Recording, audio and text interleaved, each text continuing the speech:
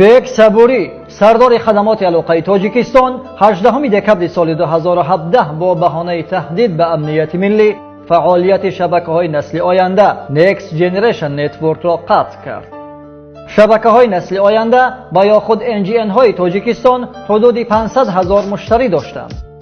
аксари ин муштариҳо тоҷикони бурунмарзӣ ба хусус муҳоҷирони корӣ ва донишҷӯён буданд ки бо нархи арзон ва сифати хуб бо хонаводаҳояшон суҳбат мекарданд.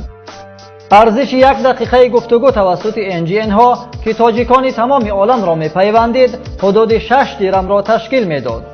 аммо нархи зангҳои байнулмилалии маъмулӣ масалан ба Русия 1 сомону 20 дирҳам, ба Олмон 1 сомону 40 дирҳамро ташкил медиҳанд. пеш аз ин дар назди хадамоти алоқаи кишвар маркази ягонаи коммуникатсионӣ низ таъсис гардид ки аз ҳар 1 дақиқаи зангҳои байнулмилалӣ 20 дирҳам ба фоидаи ин хадамот аз муштариён ситонида мешавад. оё даромадҳои ин марказ дар суратҳисоби хадамоти алоқа ва аз ин тариқ ба буҷаи кишварамон ворид мегарданд ва ё пинҳонӣ ба ҷои дигаре интиқол дода мешаванд? ширкати Тоҷик Телекоми назди хадамоти алоқа чӣ қадар андоз месупорад? оё бек сабурӣ ки ҳатто аз шабакаи иҷтимоии Facebook андоз талаб карда буд, воқеан дар фикри пур кардани буҷаи давлат аст ё на? бо сабабҳои техникӣ профилактика мегзаронем. фейсбук соҳиб надорад, ки соҳибаш? ҳамин фейсбук надорад соҳиб. мара BBC занг мезанам, мара Америка, Германия соҳибаш бия бага ки ака инам хит. оё налог меспуранд давлада ё не? ҳамин фейсбук миллиарди зарабати ваид.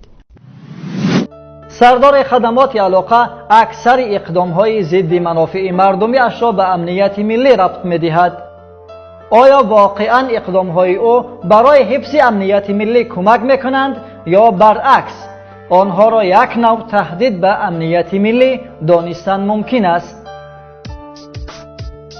бек сабурӣ шаҳрванди кадом давлат аст ва хизмати кадом кишварро мекунад?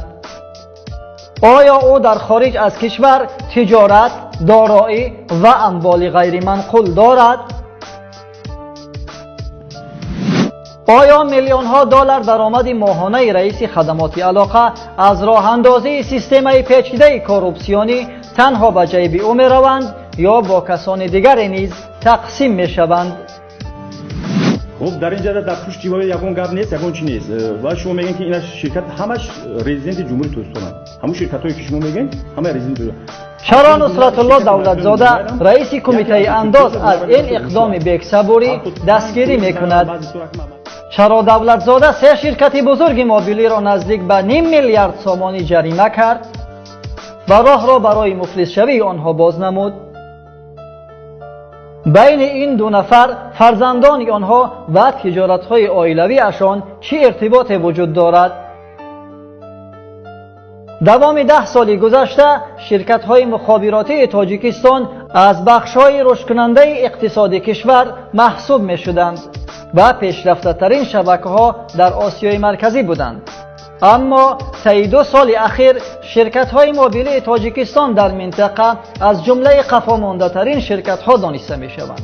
کی در این کار سهم گذاشت؟ 50% مجموع محصولات داخلی به انتقال پولی مهاجران مهنتی راست می‌آید و 70% زمینه اندازسپاری نیز از پول مهاجران سرچشمه می‌گیرد. اما چرا این دو نهاد می‌خواهند مهاجران کاری را از تماس‌های ارزان محروم کنند؟